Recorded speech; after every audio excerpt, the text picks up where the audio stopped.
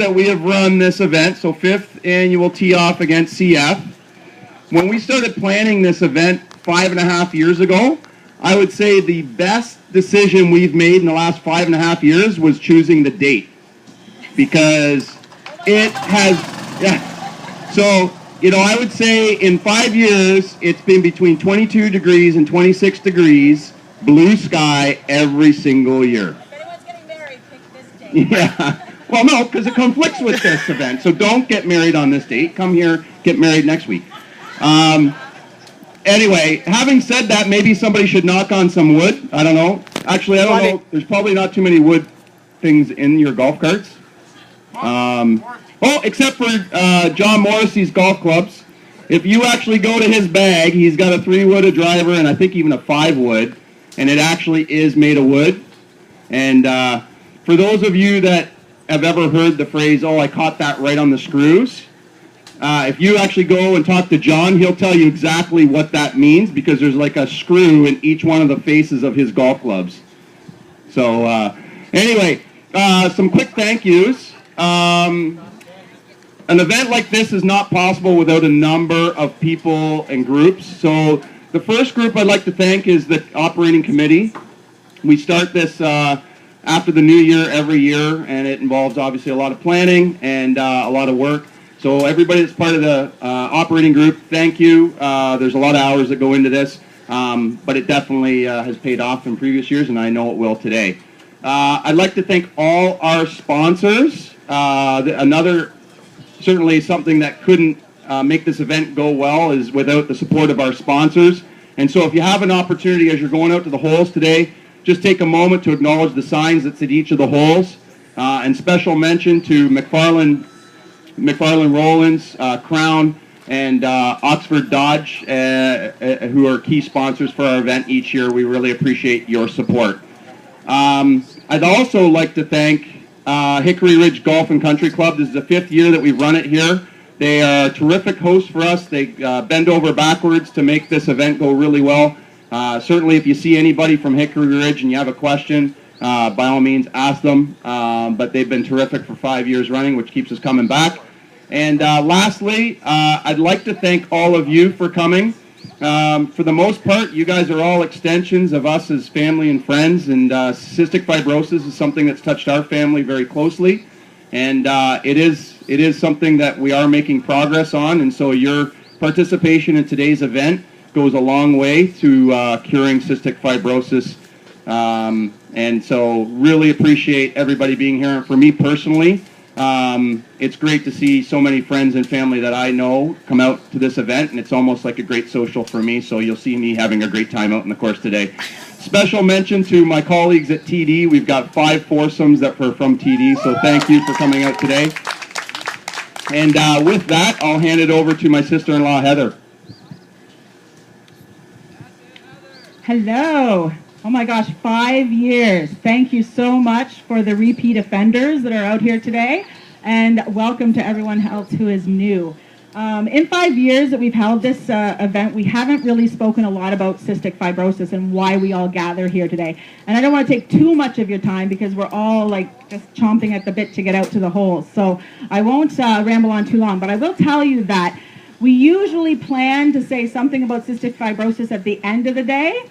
And to be honest, none of us are in any shape to be able to talk at the end of the day. So we thought 5 years wiser, we better put it at the beginning and talk just a little bit about cystic fibrosis before we go any further. Dave's already mentioned today that we have made great progress, and that is why we continue to do these sorts of things for cystic fibrosis. But if anyone doesn't know too much about it, you can go to cysticfibrosiscanada.ca as far as if you want to really dive in. But I'm going to give you a little bit of a cold notes on what cystic fibrosis does and what it happens.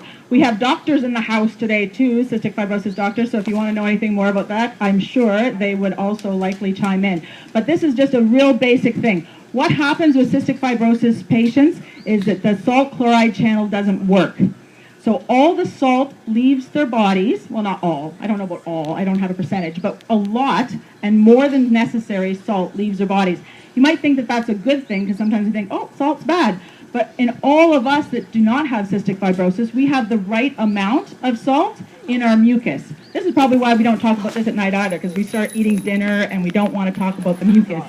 But anyways, we have thin and viscous mucus that runs through our body easily. We can get stuff out of our bodies, but cystic fibrosis patients who have thick, sticky mucus due to the lack of salt can get clogged in any hollow or porous organ or cavities, like their nasal cavities and reproduction and all of that sort of thing. So it causes a host of issues.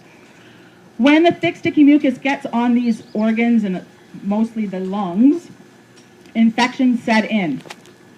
Cystic fibrosis patients cannot get most of these infections out easily. They're on tons of medication, tons of antibiotics to try to cure or try to get rid of the infections.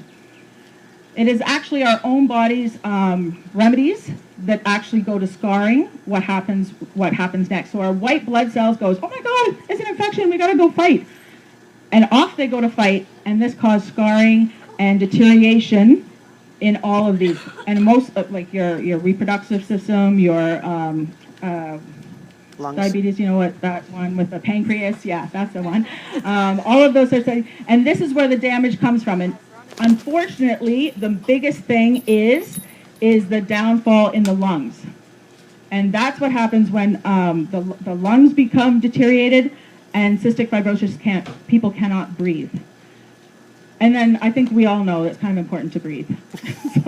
so that's usually the downfall of cystic fibrosis. But I will tell you that we are making great progress with medications and stuff like that, so that these sorts of things stop happening. It's better quality of life as more medications are come about and treatments for cystic fibrosis patients.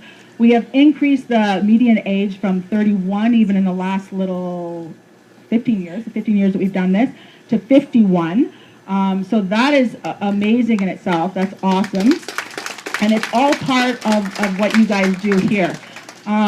Personally, I'll just give you a little bit of things. Cystic fibrosis sometimes is hard to remember because it's such a different word and not in everyone's vocabulary all the time. Cystic fibrosis is always in our house, in our family, amongst all of the people that we know that are close to us. Sometimes we forget that Rita has cystic fibrosis because it's all on the inside. Everything I just described to you happens on the inside. We don't see much of Rita's mucus, thank goodness. So that everything happens on the inside. We forget from the outside that she has it. I will say that we definitely, in our household, we have medications all over our counter, in our purses, in my mom's purse, and her purse. Have it on the refrigerator. We have medical clearing devices in our family room, thanks to Christy, the vest that's in our dining room. We have things all around our house, and still yet sometimes we forget that she has it because we can't see it from the outside. I will tell you the time that I don't forget about it is when there's an evening and it's tranquil and I go to sleep and I'm going to get re-energized for the next morning, and the coughing starts. And down the hallway, the coughing starts, and I hear it, and I think, oh, this is probably a night that's not going to stop. So I go and I prop up the pillows, and I do the Vicks, and I do the cough medicine and stuff like that, and I know that that's probably not going to stop what's going to happen, but it's going to make me feel better, if anything. It makes me feel that I'm doing something. And the coughing continues, and it comes continuing down the hallway, and I think that that's the thing that keeps you awake the most, the present of the coughing, and then the future is what keeps me awake. So I will say to you, I don't want to send you off in all that little, horrid, sad news, because the future is why we're here today.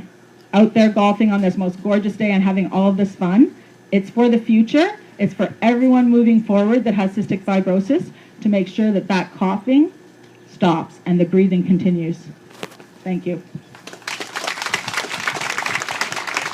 Heather, don't go anywhere just for a second. I just one last thing to add to that, and so I think my other sister-in-law Suzanne gave me this factoid, and I want you to make sure I got this right.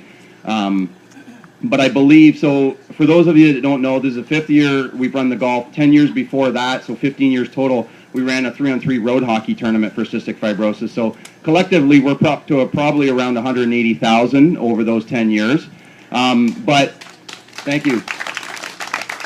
But in that time, I believe, and you can correct me on the stat, but in that 15 years that we've been running fundraisers for cystic fibrosis, the median age lifespan of a patient with cystic fibrosis has gone from 37 to 51 point something. So you are making a difference today. Thank you.